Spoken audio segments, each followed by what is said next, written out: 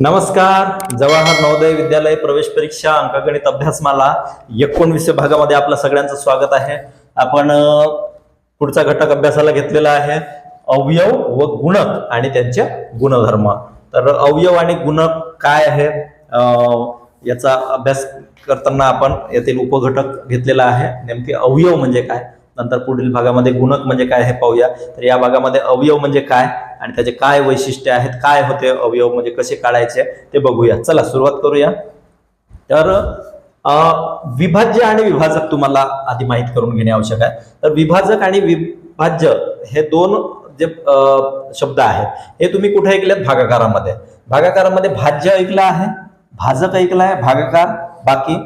तर जेव्हा आपण भागाकार करतो तर भागाकार करताना ही जर बाकी शून्य येत असतील त्या भागाकारामध्ये तर हा जो भाज्य आहे त्याला विभाज्य म्हणणार आणि भाजक जो आहे त्याला विभाजक म्हणणार. म्हणजे केव्हा बाकी शून्य येत असेल तर. तर काय भागाकारामध्ये भाज्याला जेव्हा भाजक आणि निशेष भाग जातो, निशेष म्हणजे शेष काही नाही, बाकी काही नाही, इथे जर शून्य येत असेल तर त्याला विभाज्य आणि विभाजक म्हणतो. उदाहरणार्थ पाहूया. आता इथे 13/2 आहे, तर 2 छक 12 आणि इथे 1 बाकी राहतो. म्हणजे हा याचा भाज्य आहे आणि भाजक आहे, पण विभाज्य म्हणता येईल का? नाही. याच्या उलट इथं पहा 14/2 घेतला मी, 2 7 14, शिल्लक राहील का? काही नाही राहणार, शून्य. म्हणजे हा विभाज्य आहे आणि हा विभाजक आहे. निशेष भाग घेतलेला आहे त्यामुळे हा 14 हा 2चा विभाज्य आहे आणि 2 हा 14चा विभाजक आहे असं सुद्धा म्हणू शकतो. मग समजलं का? विभाज्य आणि विभाजक, विभाज्य आणि विभाजक. विभाजक केव्हा म्हणणार? जेव्हा निशेष भाग जातो. चला मग पुढे जाऊया आपण. विभाज्य आणि विभाजक याचा काय या ठिकाणी संबंध आहे? तर जे विभाजक आहे एखाद्या संख्येचे त्या विभाजकांनाच आपण अवयव असे म्हणतो. विभाजक जसं 14 आहे, 14चे विभाजक 14ला कोणत्या संख्येने भाग जाऊ शकतो?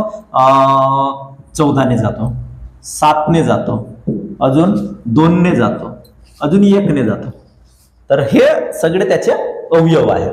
म्हणजे पहा 14 1 14 म्हणजे 14 आणि 1च्या गुणाकारापासून 14 बनते, 7 आणि 2च्या गुणाकारापासून 14 बनते. तर अशा पद्धतीने ज्या संख्यांच्या गुणाकारापासून ती संख्या बनते त्यांनाच त्याचे अवयव असे म्हणतात.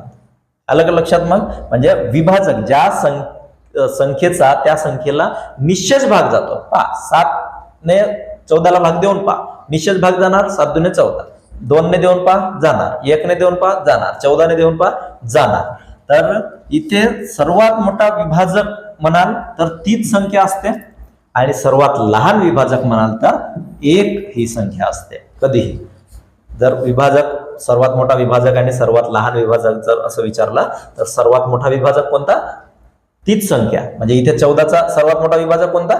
14 आणि सर्वात लहान विभाजक कोणता? 1. तर हे जे विभाजक आहेत, आता या विभाजकांना आपण गुणाकाराच्या स्वरूपात कसं मांडणार? जसं 14 बरोबर 14 गुणिला 1. अजून कसं मांडणार? 2 गुणिला 7. तर इथे बघा, इथे मूळ अवयव आलेले आहेत का? नाही आलेले आहेत. मूळ संख्या आल्या पाहिजे. सगळे जे खालील अवयव आहेत ते मूळ पाहिजे. इथे एकही ही मूळ संख्या नाही आणि 14 सुद्धा मूळ संख्या नाही. त्याच्या सुद्धा खाली वेगळ्या पद्धतीने केल्यात आपण 2 गुणिला 7. तर इथे 2 आणि 7 ह्या 2 मूळ अवयव आहेत त्याचे.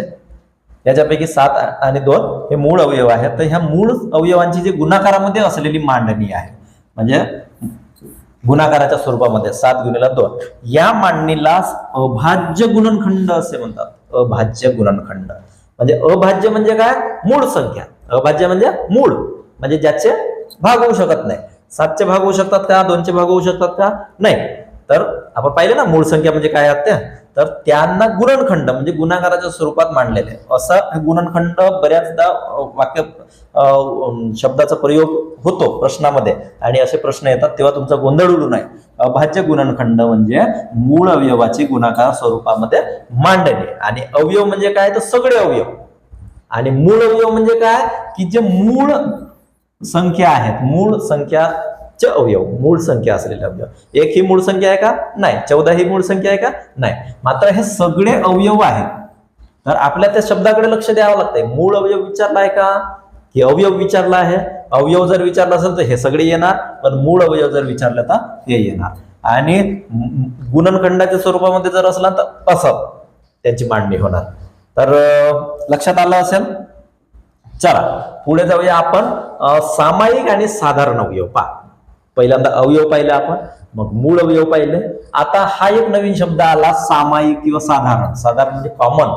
कॉमन इंग्लिश लवकर समजते तुम्हाला. कॉमन म्हणजे दोघांकडेही आहे.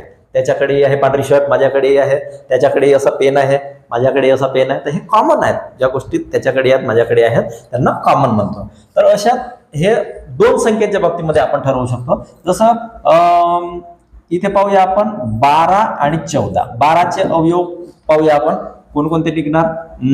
12, त्यानंतर 6, त्यानंतर 4, 3, 2 आणि 1. याचे काय निघणार. 14, 7, 2 आणि 1. आता हे अवयव कसे काढायचे याचं सुद्धा पाहूया आपण, पण सुरुवातीला आपण साधारण किंवा सामायिक अवयव. तर बघा आता इथं सामायिक काय आहे. इथं 12 आहे, तिथे आहेत का? नाही. इथं 6 आहे, तिथे आहेत का? नाही. इथं 4 आहे, तिथे आहेत का? नाही. इथे 3 आहे, तिथे आहेत का? नाही. इथे 2 आहेत, इथेही 2 आहेत. मग इथे 12 आणि 14चा सामायिक अवयव काय होईल. 2 होतील. 2 हे 12 आणि 14च्या सामायिक अवयव आहेत. साधारण अवयव किंवा सामायिक अवयव. त्याच्या व्यतिरिक्त हा 1 सुद्धा सामायिक अवयव आहे. त्याच्या व्यतिरिक्त आहेत का दुसरे. म्हणजे सामायिक अवयव जर विचारलं तर 2 आणि 1 हे 12 आणि 14चे सामायिक अवयव आहेत. अशा पद्धतीने साधारण आणि सामायिक अवयव लक्षात आले. आता पहा, अवयव काढत असताना आपल्याला एक लक्षात घेणे आवश्यक आहे की आपल्याला कसोट्या माहिती असणे आवश्यक आहे. कसोट्या आपण पाहिलेल्या आहेत.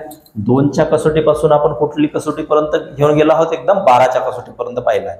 तर त्यामुळे आपण ह्या कसोट्या जर माहिती असल्या तरच आपण पटापट त्यांना भाग देऊ शकतो. तर सुरुवात कशी करायची. एखाद्या संख्येला भाग देणे चालू करायचं आहे ना, जसं आपण 300ला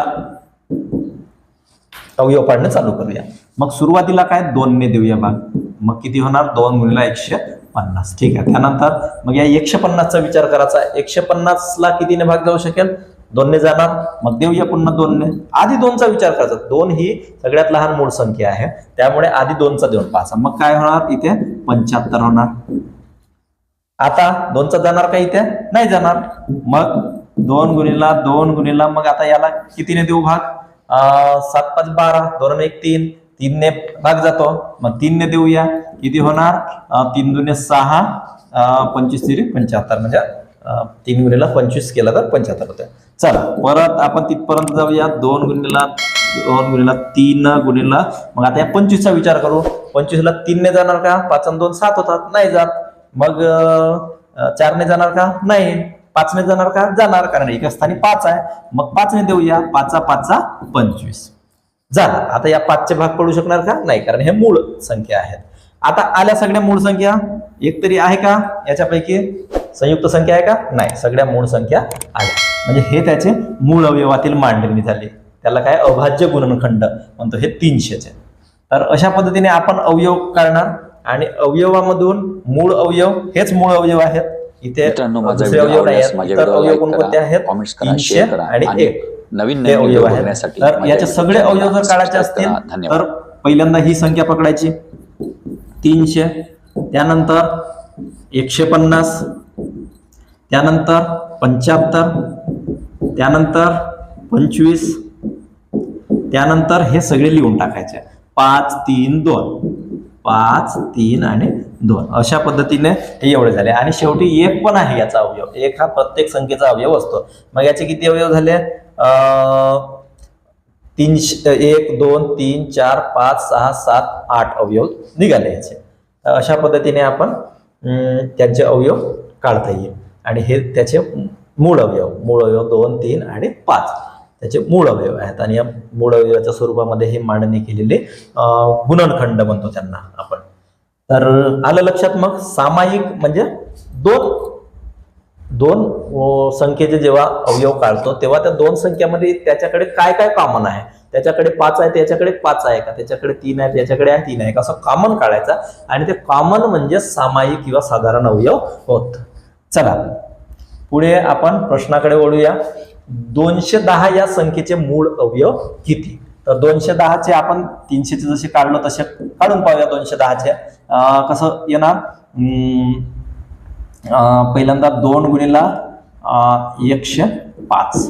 ओके, आता 105 ला 2 ने जाणार का, नाही 3 ने जाऊ शकतो. मग कसं 3 गुणिला किती होईल, 3 त्रिक 9 आणि 3 5 15, 95.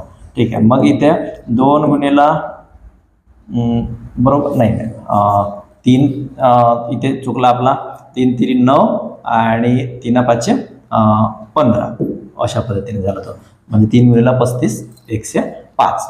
आता इथे परत 35चा विचार करू. 35 ला 5 ने जाणार, मग 5 गुणिला 7, 5 7 35. आता हे सगळे मूळ अवयव आलेले आहेत. तर मूळ अवयव किती आहेत, 2 3 5 आणि 7 असे किती 4 मूळ अवयव आहेत. कोणाच्या, 210च्या. 7 5 35, 35 2 105, 35 त्रिक 105, 105 गुणिला 2 210. 210चे मूळ अवयव किती, 4. आलं का लक्षात? हा. त्यानंतर 12 आणि 15 यांचे साधारण अवयव कोणते आहेत? साधारण म्हणजे सामायिक, आपला हा शब्द आलेला होता. तर चला 12 आणि 15चे अवयव काढूया आपण. 12चे काय निघणार, 2 गुणिला 6, त्यानंतर 2 गुणिला 3 झाले, मूळ अवयव मिळाले.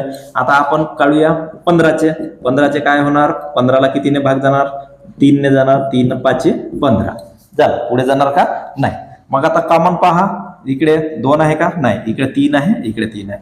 मग त्याचे साधारण अवयव पहा, पण मूळ अवयव विचारलाय का, तिथे मूळ अवयव विचारलेला नाही. तर त्यामुळे साधारण अवयव कोणकोणते असू शकतात, 3 आणि दुसरा 1, 3 आणि 1.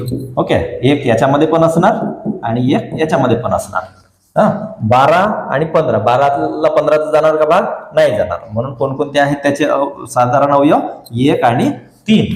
मूळ अवयव विचारलं नाही, साधारण अवयव विचारले आहे.